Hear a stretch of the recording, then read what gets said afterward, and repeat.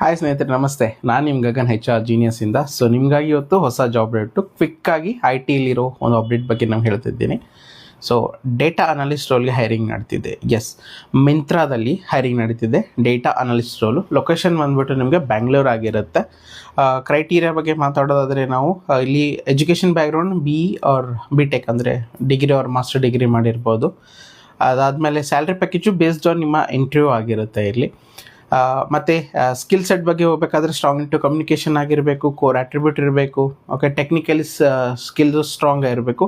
Basically ಅವ್ರು ನೋಡ್ತಿರೋದು data analyst roll. Myntra ಅಂದಾಗ ಇದು ಸಪ್ಲೈ ಚೈನ್ ಮ್ಯಾನೇಜ್ಮೆಂಟ್ ಬರೋದ್ರಿಂದ ಇಲ್ಲಿ ನೀವು ಸಪ್ಲೈ ಚೈನ್ ಮ್ಯಾನೇಜ್ಮೆಂಟ್ ನಾಲೆಜ್ ಇರಬೇಕಾಗತ್ತೆ. ಅದ್ರ ಜೊತೆಗೆ ನಿಮಗೆ ಕೋರ್ ಆಗಿ SQL, ಪ್ರೈಸ್ ಅನಾಲಿಸಿಸ್ ಮತ್ತು ಬಿಸ್ನೆಸ್ ಅನಾಲಿಸಿಸ್ ಬಗ್ಗೆ ನಾಲೆಜ್ ಸ್ಟ್ರಾಂಗ್ ಆಗಿ ಸ್ಕಿಲ್ ಸೆಟ್ ಇರಬೇಕು ಅಂತ ಮೆನ್ಷನ್ ಮಾಡಿದ್ದಾರೆ. 1 to 2 years experience is must actually.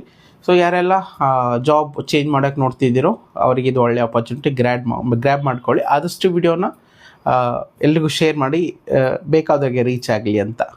And ಲಿಂಕ್ನ ಕಮೆಂಟ್ ಬಾಕ್ಸಲ್ಲಿ ಹಾಕಿರ್ತೀನಿ. ಸೊ ಹೋಗಿ ಆ ಲಿಂಕ್ನ ಕಾಪಿ ಮಾಡಿಕೊಂಡು ಅಪ್ಲಿಕೇಶನ್ನ ಫಿಲ್ ಮಾಡಿ. ಆಮೇಲೆ IT ಜಾಬಲ್ಲಿ ಲಿಮಿಟೆಡ್ ಸೀಟ್ಸ್ ಇರೋದ್ರಿಂದ ಪೀರಿಯಡ್ ಆಫ್ ಟೈಮ್ ಕಮ್ಮಿ ಇರುತ್ತೆ. ಅಂದರೆ ಒಂದು ರಿಕ್ವೈರ್ಮೆಂಟ್ಗೆ ಮೇ ಬಿ 1 ಡೇಲೇ ಪೋರ್ಷನ್ಸ್ ಕ್ಲೋಸ್ ಆಗ್ಬೋದು, ಅಪ್ಲಿಕೇಶನ್ಸ್ ಪೀರಿಯಡ್ ಆಫ್ ಕ್ಲೋಸ್ ಆಗ್ಬೋದು, ಅಥವಾ 1 ವೀಕು ಹೋಗ್ಬೋದು, 15 days ಡಿಪೆಂಡ್ಸ್. ಅಂದರೆ ಎಷ್ಟು ಜನ ಅಪ್ಲೈ ಮಾಡ್ತಾರೆ ಅದ್ರ ಮೇಲೆ ಅದು ಕ್ಲಾರಿಟಿ ಆಗಿರುತ್ತೆ. ಸೊ ಅದರಿಂದ ಬೇಗ ಅಪ್ಲೈ ಮಾಡಿ, ಆದಷ್ಟು ಎಲ್ರಿಗೂ ಜಾಬ್ ಸಿಗಲಿ ಅಂತ.